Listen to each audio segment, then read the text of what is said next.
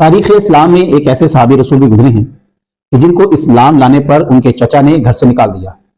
یہاں تک بھی روایات ملتی ہیں کہ آپ کے تن کے کپڑے بھی اتار دیے گئے. جب آپ 2 چادریں لے کر گھر سے نکلے تو آپ کا لقب بھی یہی رکھ دیا گیا، 2 چادروں والا. سرکار دو عالم صلی اللہ علیہ وسلم کے پاس انہوں نے اپنی بقیہ عمر گزاری، اور جب آپ اس دار فانی سے کوچ کر گئے تو عربوں کے ہاں یہ کلچر تھا، یہ ایک روایت تھی کہ جو دفنانے کے لیے اس کے رشتہ دار آتے تھے. گویا قبر میں جب اتارا جاتا تھا تو وہ رشتہ دار ہاتھ دیتے تھے، اور آج بھی اسی طرح ہوتا ہے کہ رشتہ دار اپنی قریبی کو، اپنے والدین کو، بہن بھائیوں کو، میت کو قبر میں اتارتے ہیں.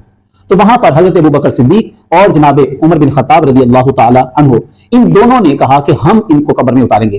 جب یہ بھاگ کے گئے تو دیکھا تو سرکار دو عالم صلی اللہ تعالی علیہ وسلم پہلے سے ہی وہاں موجود ہیں اور آپ نے انہیں قبر میں اتارا.